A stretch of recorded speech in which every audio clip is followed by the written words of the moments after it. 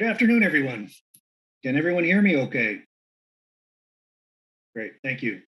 I'd like to call to order this remote energy telecommunications meeting of the Connecticut Siting Council for this Thursday, December 2nd, 2021 at 1 p.m. My name is John Morissette, member and presiding officer of the council. As everyone is aware, there is currently a statewide effort to prevent the spread of the coronavirus. This is why the council is holding this remote meeting, and we ask for your patience as we navigate through the meeting agenda. If you haven't done so already, I ask that everyone please mute their phones and microphones now. As a reminder to those members of the public joining us that energy and telecommunication meetings, whether held in person or via Zoom remote conferencing, are not public hearings for which the opportunity for public comment is provided. Energy telecommunications meetings are regular meetings of the council during which the council deliberates and votes on matters that are on the meeting agenda. The public is welcome to join and listen to these regular remote meetings, but there is no provision for public comments during the remote meeting. We will proceed in accordance with the prepared agenda, a copy of which is available on the council's website. Please note that during the remote meeting, the agenda and draft documents are available to be viewed on our website at www.portal.ct.gov/CSC under the tab Meeting Minutes. This tab can be found on the left-hand side of the homepage in the gray box. We will now take attendance, starting with the council members. Mr. Ed Edelson. Present, Mr. Morissette. Thank you. Thank you, Mr. Edelson. Robert Silvestri. Good afternoon, Mr. Morissette. Present. Thank you. Good afternoon, Mr. Silvestri. Thank you. Mr. Nguyen. Good afternoon. I'm here. Thank you. Thank you, Mr. Nguyen. Dan Lynch. I am present, but I'm going to apologize. I'm still fighting the cold I had at our last meeting, and I'm not winning. Thank you, Mr. Lynch. I hope you feel better. Luann Cooley.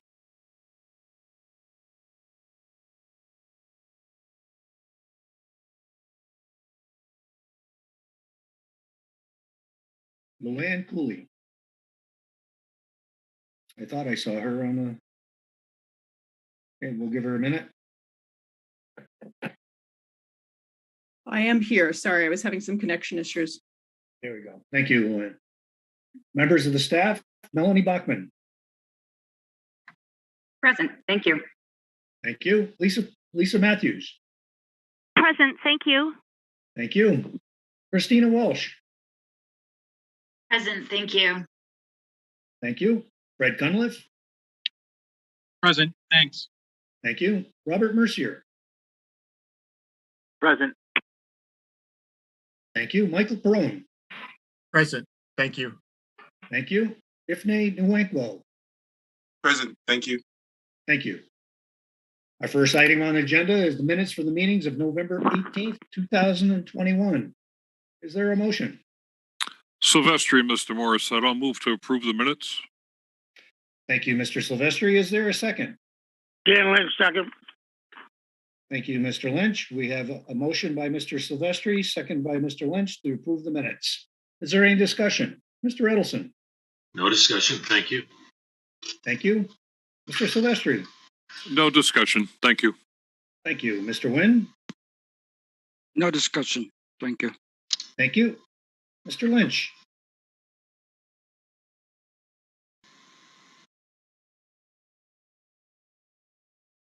Mr. Lynch, any discussion? No discussion. Thank you, Mr. Lynch. Ms. Cooley, any discussion? I have no discussion. Thank you. Thank you. And I have no discussion as well. We will now move to the vote. Mr. Edelson, how do you vote? I vote to approve. Thank you. Thank you. Mr. Silvestri, how do you vote? Vote approval. Thank you. Thank you. Mr. Nguyen. Vote to approve. Thank you. Thank you. Mr. Lynch. Vote approval. Thank you. Ms. Cooley. Vote to approve. Thank you. Thank you. And I also vote to approve. We have a unanimous decision for approval of the minutes dated November 18th. Moving on to item 2 of the agenda, Attorney Bachman. Thank you, Mr. Morissette. Item number 2 is docket number 502, Telco Partnership doing business as Verizon Wireless application for a certificate for the construction, maintenance, and operation of a telecommunications facility located at 118 Newton Road in Woodbridge. Draft findings of fact have been prepared for council member review and were mailed on November 26th. A non-binding straw poll should be taken. Thank you, Attorney Bachman. We will now review the draft findings of fact dated November 26, 2021. Starting with page 1, items 1 through 8.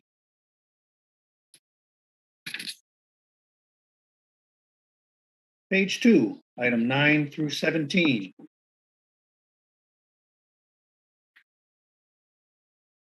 Page 3, item 18 through item 28.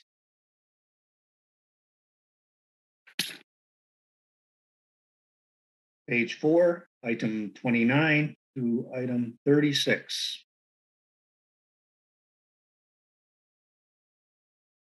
Page 5, item 37 through item 47. Page 6, continuation of item 47 through item 54. Page 7, item 55, to item 64.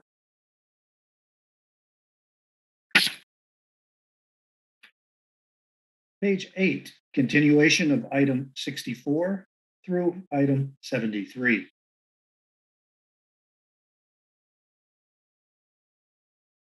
Page 9, item 74 through item 82. Mr. Morissette, Mr. Silvestri here. Yes, Mr. Silvestri. Item number 81. The first sentence has Northern Woodbury. Should that be Woodbridge? I think you're right. I'll make that change. Thank you, Mr. Silvestri. Thank you. Mr. Morissette, I had a question about number 75. It says the proposed site is for coverage only. And if we turn back to, I think, 59, I think that's the right place. It basically said something about deficient service. And now I'm sorry, 65. In item 65, we call Selco's deficient service. So in my mind, deficient service means there's coverage, but you don't have as much capacity. That's the way I see the terminology in 65. So I found 65 and 75 a little bit inconsistent. Now maybe it's a definitional thing, but again on 65 we're saying deficient service. That says to me, well, occasionally I drop calls and service interruptions of that nature, but I do have cell reception. But what we see in 75 is coverage, and I think I expected 75 to item 75 really refer to capacity. So I'm wondering if staff can help resolve that and maybe some words that are more consistent. I'll ask Mr. Mercier to comment on that if you would.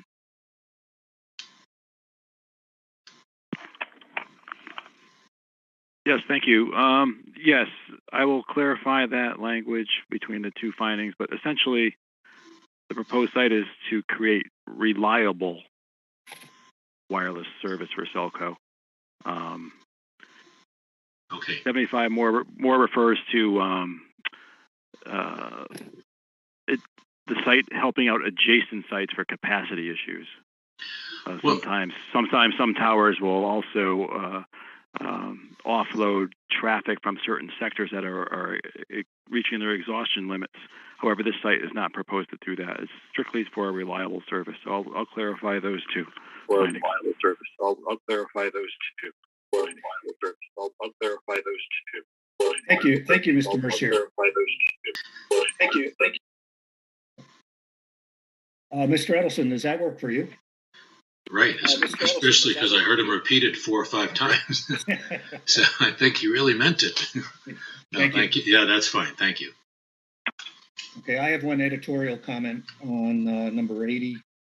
It would be second line utility pole to serve the, I believe that should be remaining coverage gap.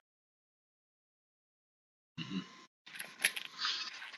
Thank you. We'll now continue on to page 10. Continuation of item number 82.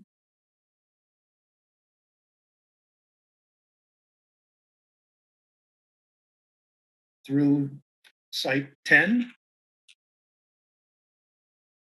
And page 11 is a continuation of potential site 10 through site 21. And that is continued on page 12 through site 24 through item number 88.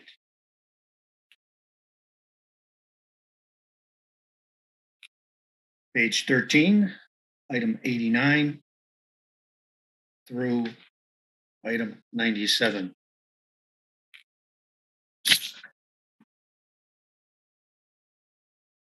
Page 14, item 98 through item 107. Mr. Morissette, I was wondering to just kind of make the point on number 107, if we could just put in there the math. In other words, you could say with those numbers, as well as the numbers in 103, that the range would be from 1.4 million to 2.25 million. And I say that because when we will show later on the cost of this tower, that allows the reader to kind of see how these numbers for small cells compare to the macro tower. So it's just taking the lower bound, the lower number of cells times the lower unit cost, and then on the upper range would be the upper amount of the number of small cells times the higher number of 75,000. Thank you, Mr. Edelson. I think we can do that. We will need to be clear that it's based on the approximately 20 to 30 small cells in item 103. Right. Thank you. Very good. Mr. Morissette. Yes, Mr. Silvestri. On item 107, we have a small cell facility costs approximately 70,000 to 75,000 to install. I'm not sure how we're defining facility. I don't know if that would be an individual small cell on top of pole or a cluster of them. So I'm not sure what the facility actually refers to. Thank you, Mr. Silvestri. Good point. I think we need to clarify that. I believe it's based on one small cell unit at 700 megahertz, but I'll ask staff to clarify that and define facility, please. Thank you. Thank you. Moving on to page 15, item 108 through item 117. Mr. Morissette, on number 114, would it be possible for staff to put in there the year that was installed in Lower Marion Township? I think that was available information. Yes, I think that could be added if it's available, and I believe it is as well. I'll ask Mr. Mercier to check on that if you would, please. Okay, thank you.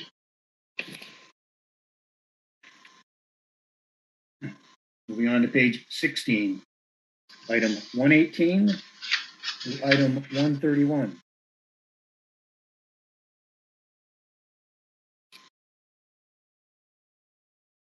Page 17, item 132 to item 141.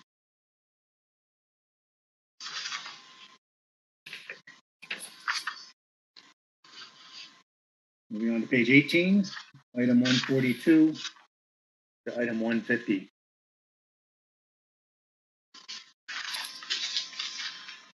Page 19, item 151 to item 159.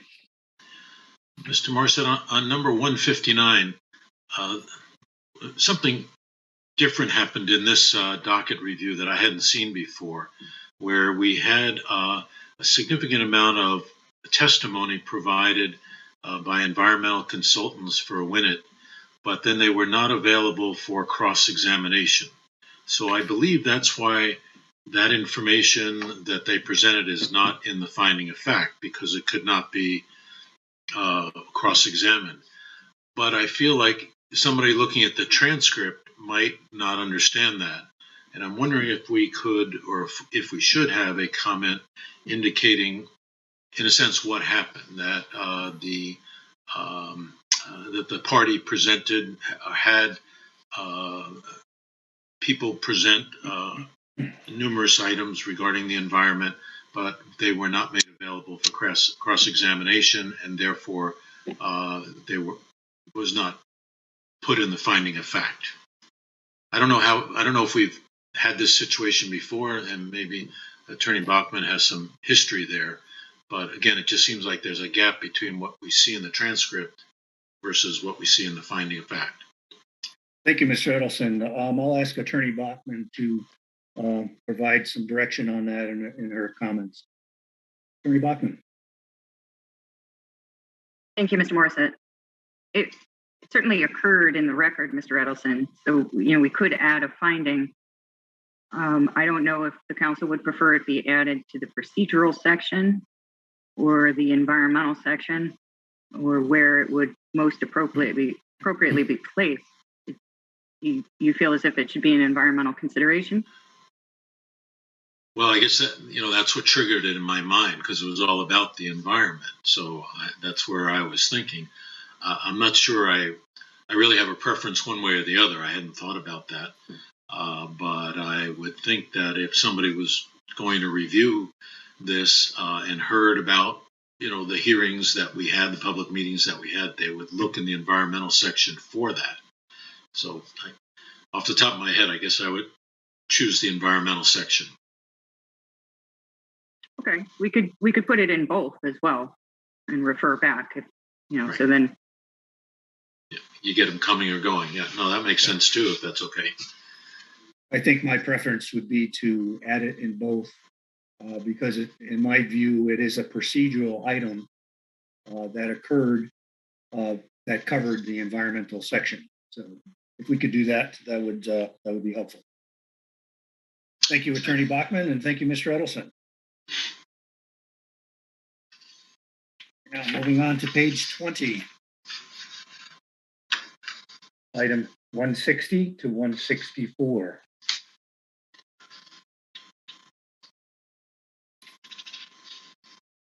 Page 21, item 175 to 186.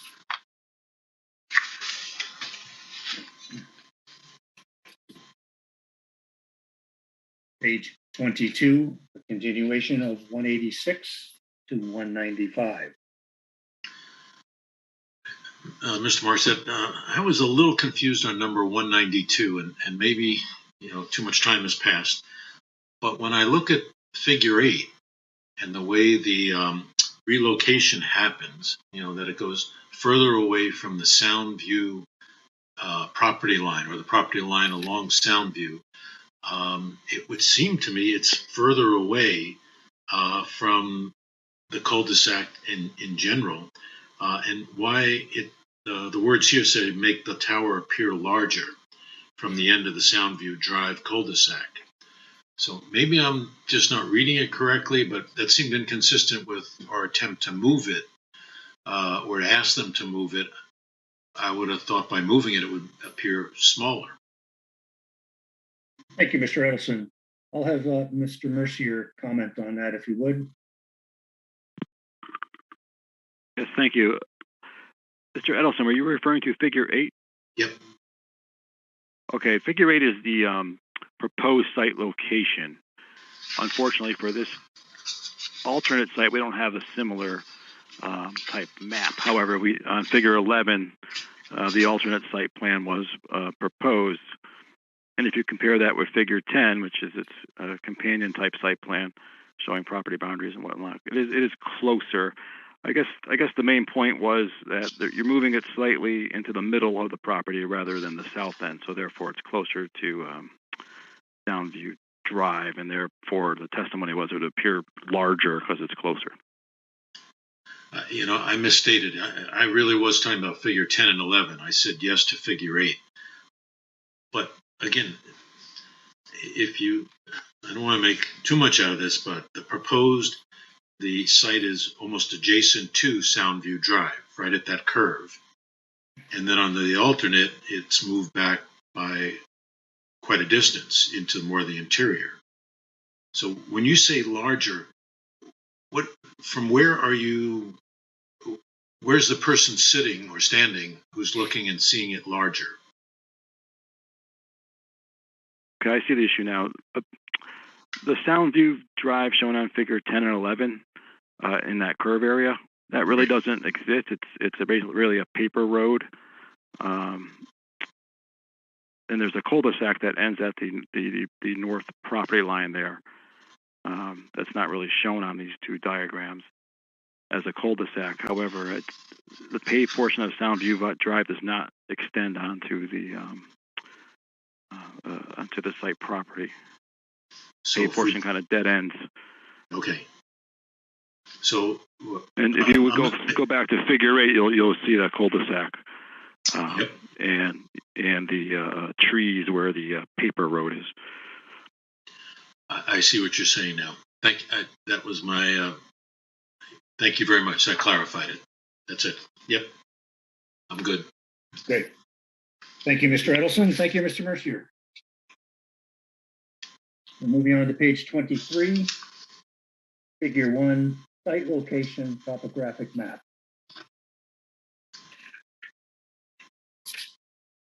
Page 24, figure 2, Selco existing 700 megahertz coverage. Page 25, figure 3, Selco proposed 700 megahertz coverage.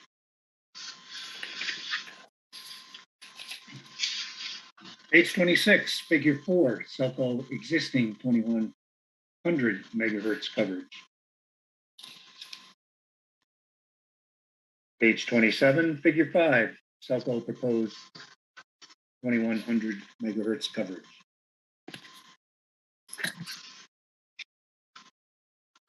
Page 28, figure 6, site search summary map.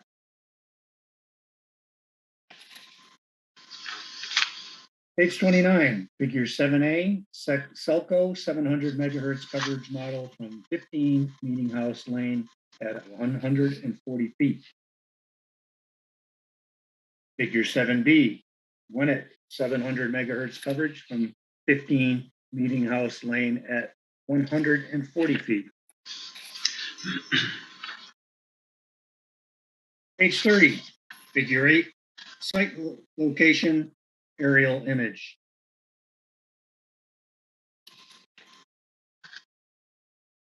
Page 31, figure 9, tower site plan.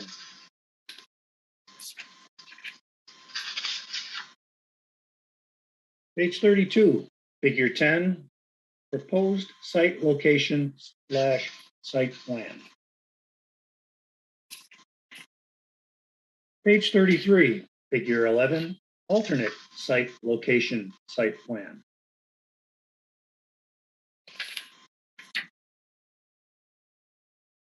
Page 34, figure 12, proposed site visibility analysis.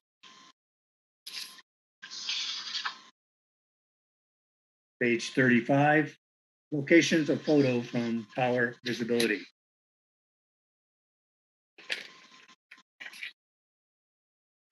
And that concludes our review of the draft findings of fact dated November 26, 2021. We will now proceed to the straw vote.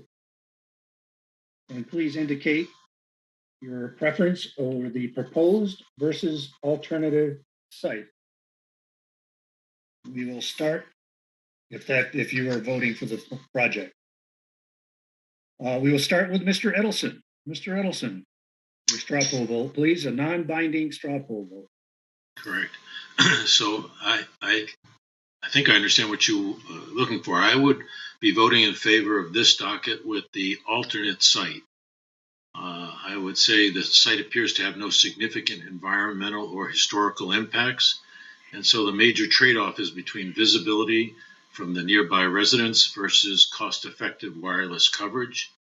And although I can empathize with the residents in the vicinity of Soundview Drive, and I can imagine if I were in their position, I might be making the same arguments. But as a commissioner, we have to look at the evidence regarding coverage provided by a macro tower at this site versus viable alternatives.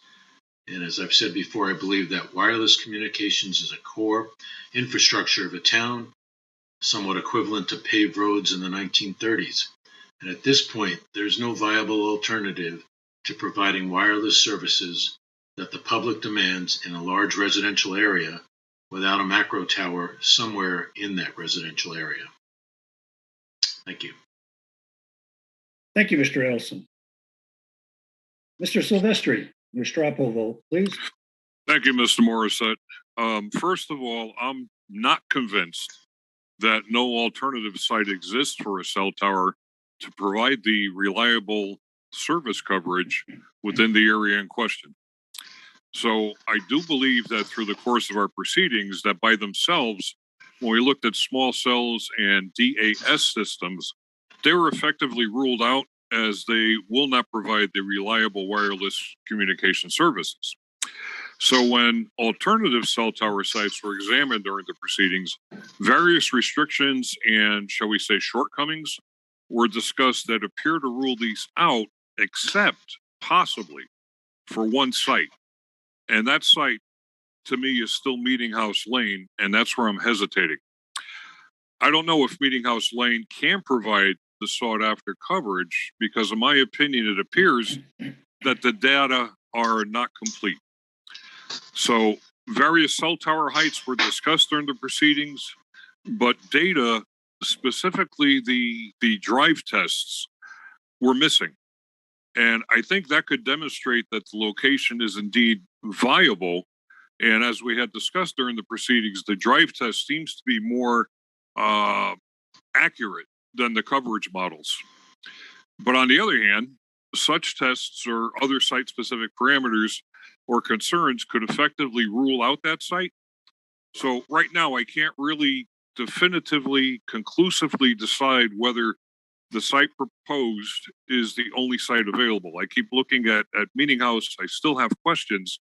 And because of that uncertainty, I'm going to vote to deny the application without prejudice. Thank you. Thank you, Mr. Silvestri. Mr. Nguyen, your straw poll vote, please. Yes, I'm in favor of the alternative location, and I agree with Mr. Edison comment. So yes, would be in favor of the alternative location. Thank you. Thank you, Mr. Nguyen. Mr. Lynch, how do you vote? I just want to first state that I'm up to date on everything that I missed on this. And I would favor the alternative site, meeting site. I think when we talk about alternative technology, we have to look at the fact that these companies are now delivering a lot more data than they are doing anything with communicating by phone or text. So I think we have to take that into consideration when we look at alternative technology, because, even though I think most people are still under the illusion that these sites are for calls and texting, and they're really not. And that's my only comment. Thank you. Thank you, Mr. Lynch. Ms. Cooley, how do you vote? I appreciate the comments of Mr. Silvestri. I do think that this is a challenging vote due to still a little bit of unanswered question. But I also agree with Mr. Edelson, and I think that we could keep going on this. But the alternative site on the original property, I think would provide for the need that we as commissioners need to uphold. So I would be voting in favor of the alternate site. Thank you. Thank you, Ms. Cooley.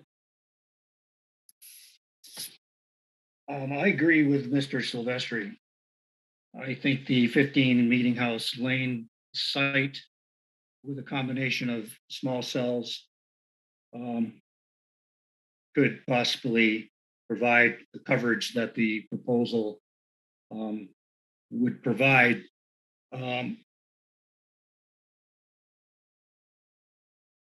I think more work needs to be done. Some detailed analysis needs to be performed before we could make that decision. But I strongly think that it could cover the project. So I will be voting to deny. So given that, we have 4 votes for the alternative site and 2 for denial. Therefore, I will direct staff to draft an opinion in a decision in order for a favorable decision for the alternative site location. Thank you.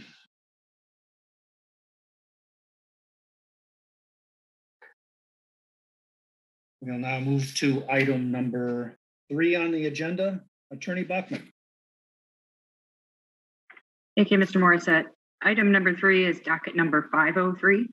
ARCS Wireless Infrastructure LLC's application for a certificate for construction, maintenance, and operation of a telecommunications facility located at 43 Osgood Avenue in New Britain. Draft findings of fact have been prepared for council member review and were mailed on November 26th. A non-binding straw poll should be taken. Thank you, Attorney Bachman. We will now review the draft findings of fact dated November 26, 2021. Starting with page 1, items 1 through 8.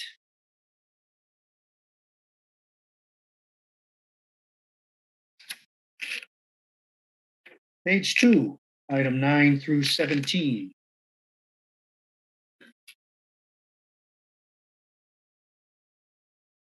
Page 3, items 18 through 26. I have to hit mute and speaker or just mute? Page 4, item 27 through item 34.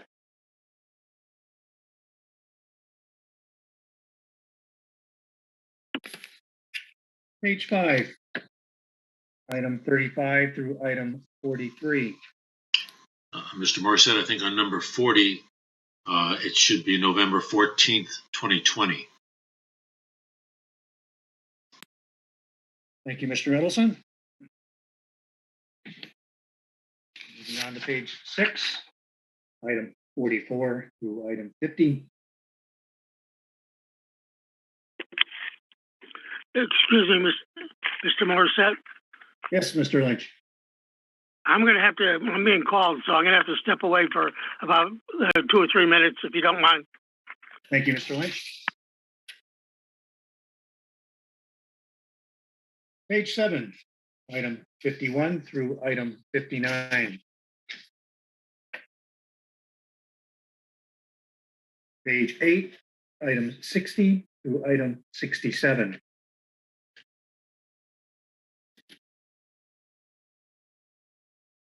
Page 9, item 68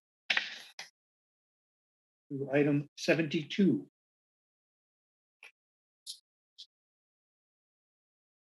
Page 10, item 73 through item 76. Site J. Page 11 continues with site K through O through item 82.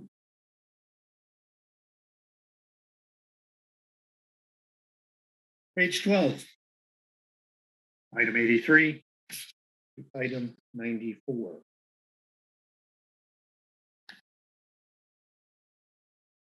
Page 13, item 95 to item 104.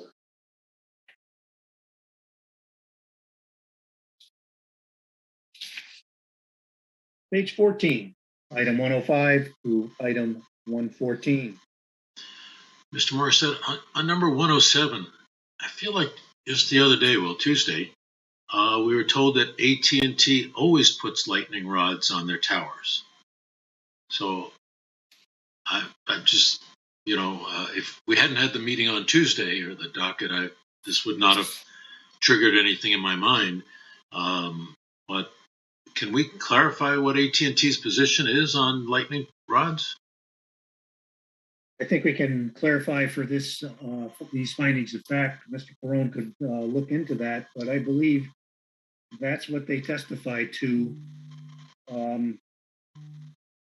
during the hearing. So, but I'll have Mr. Perone check on that. Mr. Perone, if you could, please. Absolutely. Do you have a comment? No, I'll check on that. Great. Thank you, Mr. Perone.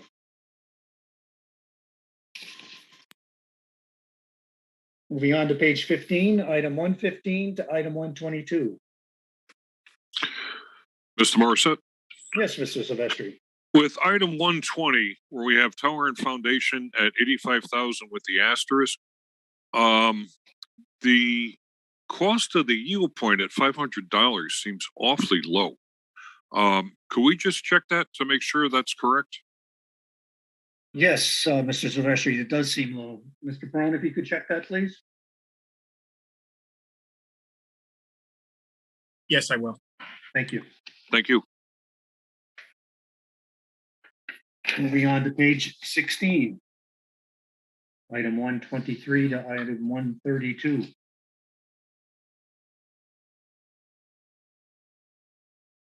Page 17, item 133 to 138.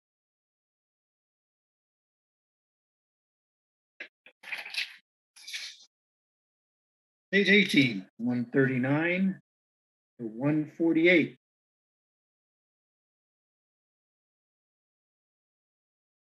I have one comment on 146 and 148. Table 146 basically has the cooler and the generator. As we know, the generators are exempt from the noise regulations. So there is a table, I think it's table 5, that shows the cabinets only. And that will provide a clear picture that with the cabinets running, that in item 148, it is in fact does comply with the deep noise control standards. Is that possible, Mr. Brown? Yes. Thank you. Page 19, item 149 to 161.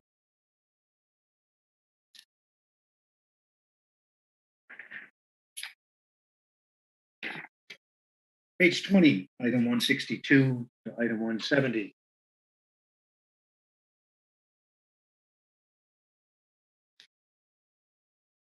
Page 21, item 171 to 179. Mr. Morrison, I've returned. Thank you, Mr. Lynch.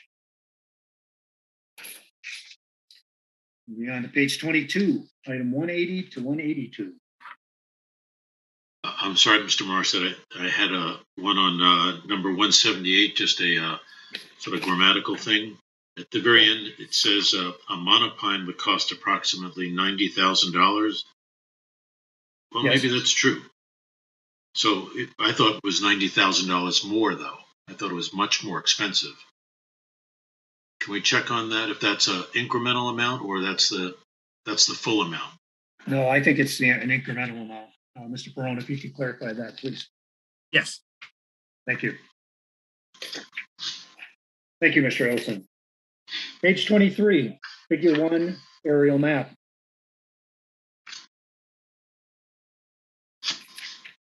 Page 24, figure 2, site plan and elevation, proposed tower location.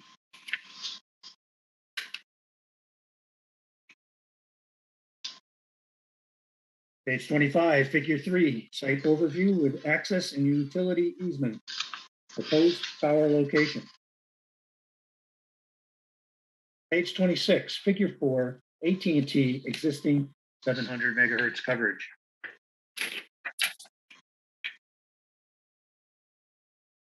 Page 27, figure 5, AT&T existing and proposed 700 megahertz coverage.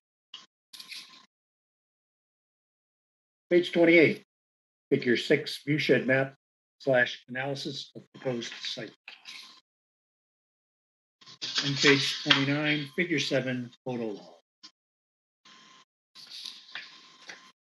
That concludes our review of the draft findings of fact dated November 26, 2021. We will now continue with the straw poll vote, starting with Mr. Edelson. Mr. Edelson. Well, I think at this point I would be voting for this docket. Again, the site appears to have no significant environmental or historical impacts, and the trade-off is between visibility from the nearby residents versus cost-effective wireless coverage. And again, much like the previous docket, I can empathize with the residents' concern. I would like to note, if I have a second here, to say about the extensive work done by the applicant to search for a site in this area, and especially note their extensive outreach to the city of New Britain to make sure that all possible options were evaluated. There's no doubt from the record that the city of New Britain was made well aware of the project and that the city took the opportunity to work with the applicant by providing alternatives and other input. So, as I say, I do believe I will be voting for this. Thank you, Mr. Edelson. Mr. Silvestri, how do you vote? Thank you, Mr. Morissette. When I examined the area around Osgood Avenue, I was impressed with the number of non-cell tower installations that currently exist. And that went from various, say, rooftop installations to fake steeples, etc. So I was initially optimistic that this application could follow suit, but I learned it was not to be during the course of the proceedings due to various limitations. And similarly, alternative cell tower sites that were discussed at length also fell short due to various limitations. So, in my opinion, it appears that Osgood Avenue is the only viable site to provide the discussed needed coverage. As such, I will vote for approval with a recommendation that the applicant consider some type of amelioration method for visual views of the compound, possibly through landscaping, looking at maybe appropriate paint color for the tower. Thank you. Thank you, Mr. Silvestri. Mr. Nguyen, how do you vote? Yes, I would vote in favor of the proposed project as well. And I just want to note that we reopened the proceeding to consider the alternative sites, and we have done that. So at face value, I would vote in favor of the proposed project. Thank you. Thank you, Mr. Nguyen. Mr. Lynch, how do you vote? Excuse me, Mr. Chairman.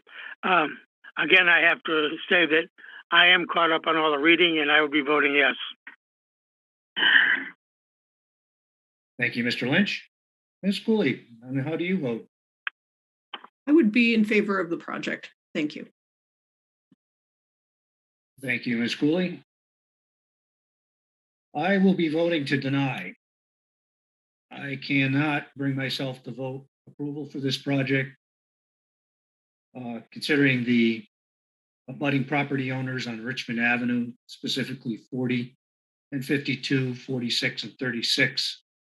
The facility is only 89 feet away from the property owner, and having a cell tower in his backyard and with an additional 3 carriers on it would be certainly an eyesore for those people, and I will not support it. Thank you. I will now direct staff to draft a favorable opinion and a favorable decision in order. We have 5 for approval and 1 to deny. Thank you.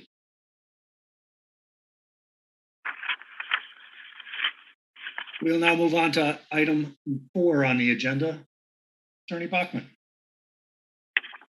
Thank you, Mr. Morissette. Item number 4 is docket number 505, Adam Quarter Solar LLC's application for a certificate for the construction, maintenance, and operation of a 2.8 megawatt AC solar photovoltaic electric generating facility located south of Haddam Quarter Road and north of Johnson Lane in Durham, and the associated electrical interconnection.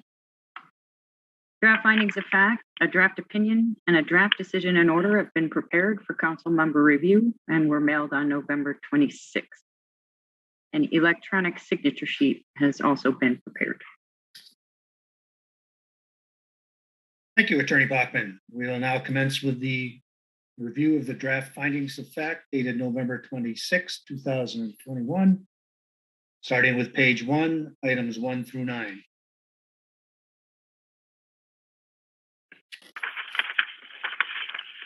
Page 2, item 10 through item 18.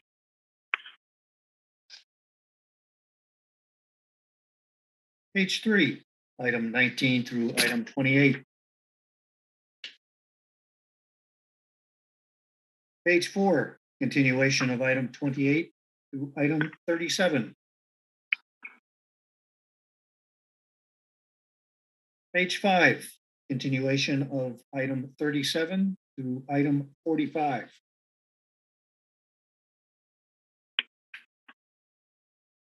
Page 6, item 46 through item 55, excuse me.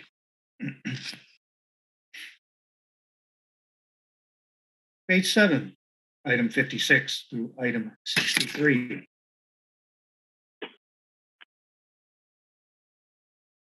Page 8, item 64 through item 66. Page 9, continuation of item 66 through item 74. Page 10, continuation of item 74 through item 81. Page 11, continuation of item 81 through item 87.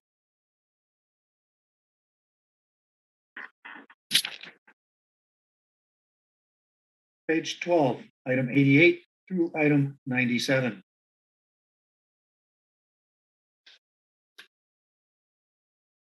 Page 13, item 98 through item 108.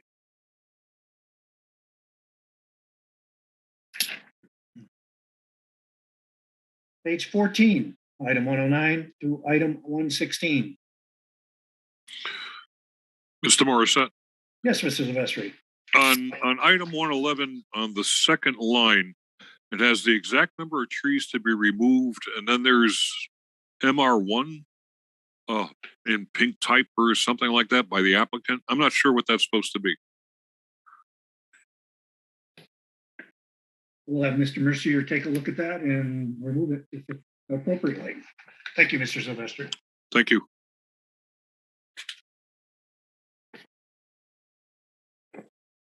See, page 15, item 117 to item 129. Page 16, item 130 to 138. Page 17, 139 through 148. Page 18, 149 to 158.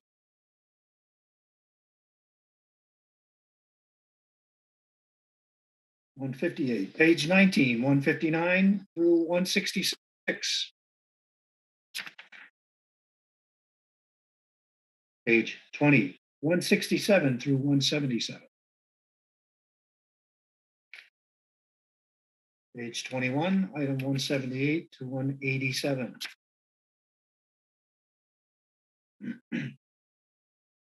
Page 22, 188 to 197. Page 23, 198 to 209. Page 24 210 to 217. Page 25, figure 1, site location. Page 26, figure 2, existing conditions. Figure 3, proposed site layout. And that concludes our review of the draft findings of fact dated November 26, 2021. We will now continue with the review of the draft opinion dated November 26, 2021, starting with page 1. Mr. Morissette, on the next to last line in the first paragraph, it says Johnson Lane, comma, Durham in Durham. I'm just wondering if that's a typo there. It just should say Durham once. Thank you, Mr. Edelson. I think that is an editorial comment Mr. Mercier can look at. Thank you. Thank you. Page 2.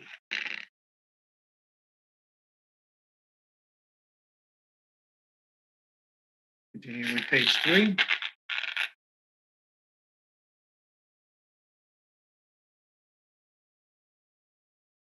Page 4.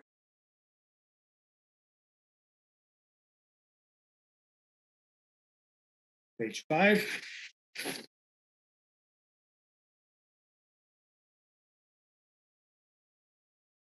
Page 6.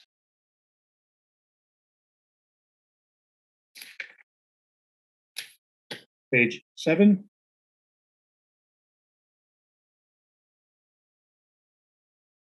And page 8.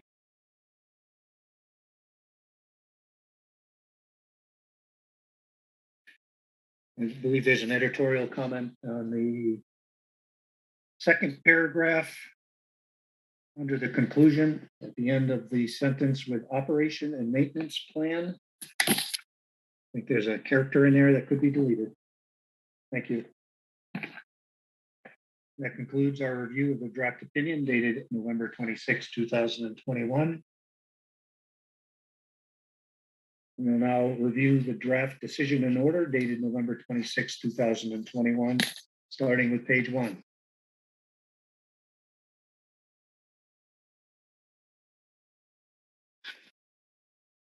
Just an editorial comment. I believe the first paragraph, 3.5, should be 2.8.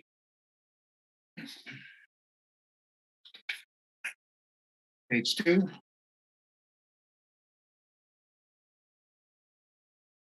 And page 3. We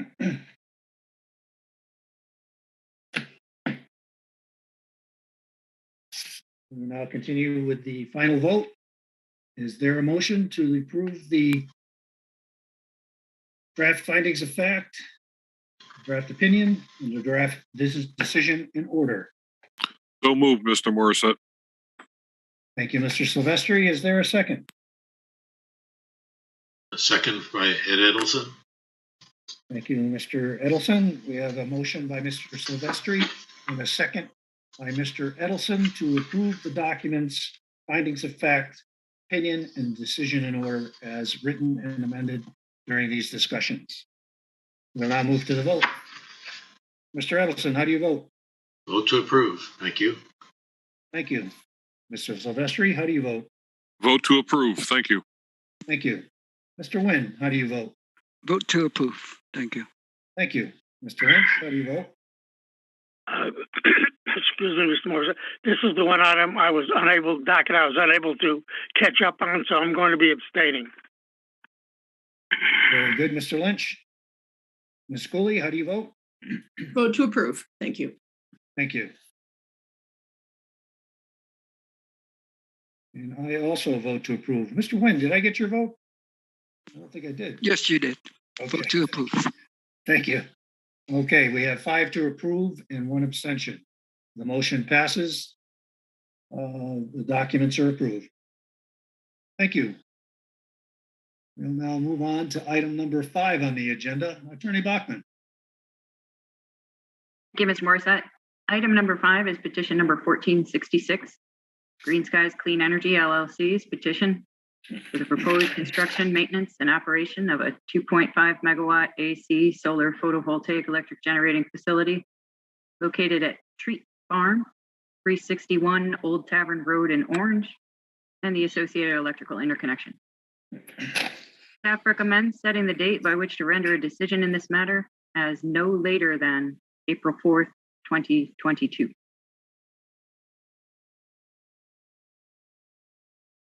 Thank you, Attorney Bachman. Is there a motion to set the date of the decision to 4/4/22?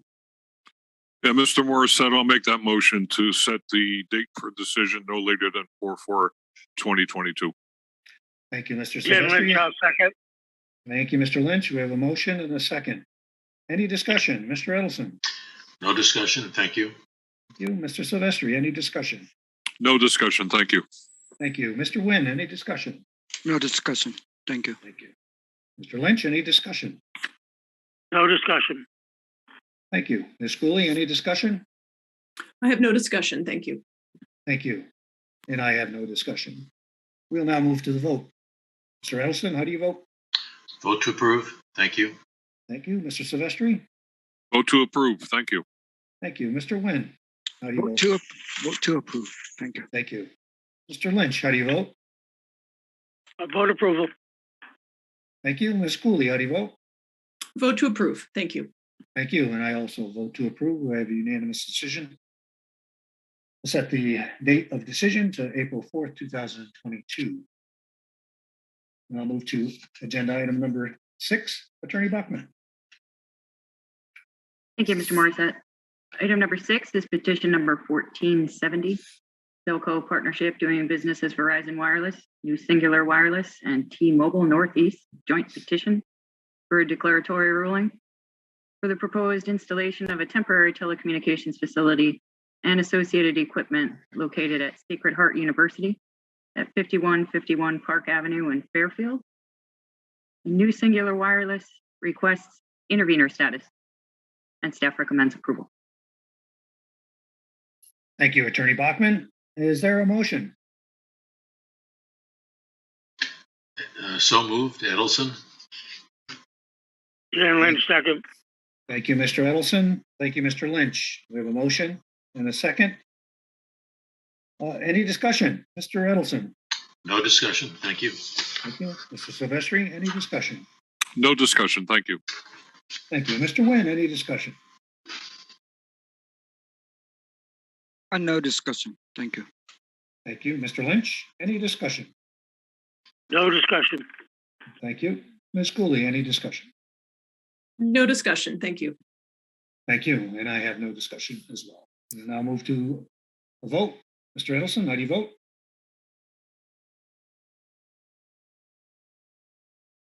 Mr. Edelson? Vote to approve. Sorry. Vote to approve. Thank you. Thank you. Mr. Silvestri, how do you vote? Vote to approve. Thank you. Thank you. Mr. Nguyen? Vote to approve. Thank you. Thank you. Mr. Lynch, how do you vote? Vote approval. Thank you. Ms. Cooley, how do you vote? Vote to approve. Thank you. Thank you. And I also vote to approve. We have unanimous decision, unanimous vote, decision, the motion passes. Thank you. We're now moving on to items number 7 through 37 on the tower share request consent calendar. Does any member wish to recuse from voting or to remove an item from the consent calendar? Mr. Morissette, Mr. Silvestri here. I'm going to be recusing for items 7 and 8, which is the 360 Gaylord Mountain Road and the 473 Denslow Hill Road, both in Hampton. Thank you. Thank you, Mr. Silvestri. Anyone else? Mr. Morissette, Yes, Mr. Lynch. I'll be abstaining or recusing from number 17 in Bolton. Thank you, Mr. Lynch. We have Mr. Silvestri recusing from number 7 and 8, and Mr. Lynch of number 17. We are thereby noting the recusals. If there are no objections, items number 7 through 37 shall be adopted. Are there any objections?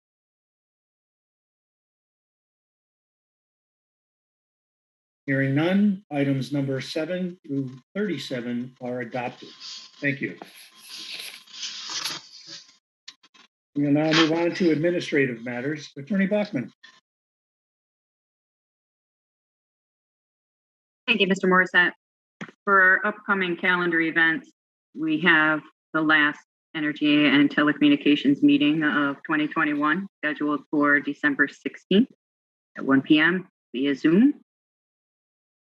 On Tuesday, December 21st, we have the continued evidentiary session beginning at 2 p.m. via Zoom for docket number 506. On Thursday, December 30th, we canceled that Energy and Telecommunications meeting. We will not be holding a meeting on December 30th. But our next Energy and Telecommunications meeting, the first of 2022, will be held on Thursday, January 13th at 1 p.m. via Zoom. Thank you. Thank you, Attorney Bachman. That concludes our meeting for today. Is there a motion to adjourn? So moved. Thank you. Is there a second? Second by Edelson. Thank you, Mr. Edelson, and thank you, Mr. Silvestri.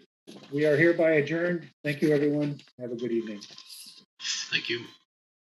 Radio 4.